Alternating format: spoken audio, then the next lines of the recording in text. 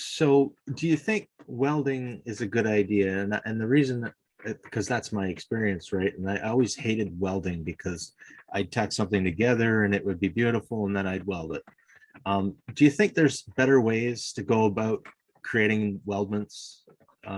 Sure. I mean, sure. There's plenty of new techniques. There's additive manufacturing techniques that are very similar to welding. My thesis work dealt with one called lens, Okay. laser engineered net shaping, developed at Sandia National Labs. That pretty cool process, but you can kind of do. It looks like a welded thing, but it's additive manufactured. There's friction stir welding. I don't know if you've ever heard of that. I've heard of it. Don't know much about it. So you take two metals, can be dissimilar metals. It's pretty popular with aluminum, and you have a rotating tip, usually something very hard like tungsten carbide or something. You spin it at 40,000 RPMs, and you zip it down this material, and it creates it creates a weld-like bond, but the heat affected zone is very small. It's very clean. Mhm. They use it to make space shuttle components. This big. You can either try and roll out these massive seamless rings, or you can friction stir weld them together. Interesting. So I mean, a lot of these processes, we talk about them. Some of them are old, some of them are new. They're all doing the same thing, and I think there's always a place for something like welding.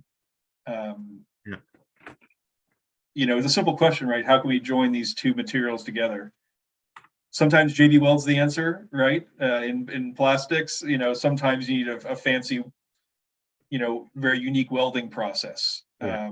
It all depends on what you're trying to do and whether what's the best way to get there, right? I mean that's engineering, that's metallurgy. Yeah. Right? That tells you what's the roadmap to get there. Yeah. And this is the result. Here's the stuff we have, or available on Earth. Right. Make it happen, right? In an efficient way. I mean, actually, that's a good question. Like, does that ever come into your world of capitalism and making things profitable and worrying about that in the manufacturing of things? Is there somebody in the process that dictates that part? Oh, absolutely. Ask any engineer about what kind of cost reductions they're doing. Right. As soon as you get maybe sometimes even before, as soon as you get a process that works, the first question is, okay, but how can we make it cheaper? Things like aerospace and space technology, sometimes you need the best process no matter the cost, right? If you're trying to make a satellite that's going to go and sit in space for 10 years and operate in vacuum, you need sometimes the material in the process is the material in the process. There's no alternative.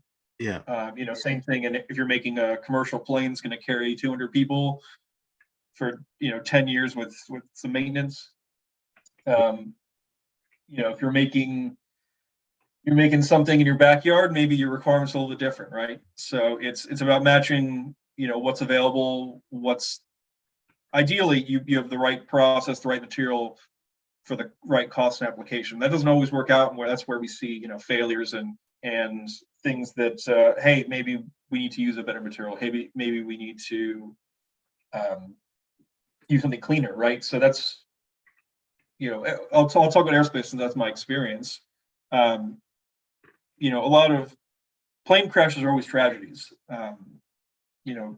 However, a lot of times there's something that's learned from it. Here in America, the NTSB or the FAA, right? They're investigating everything that happens.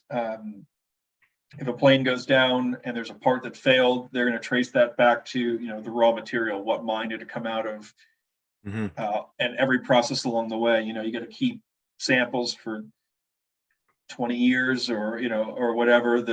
Every piece of paper I ever signed off is record somewhere. That's what accounts for the great safety reputation. Yeah.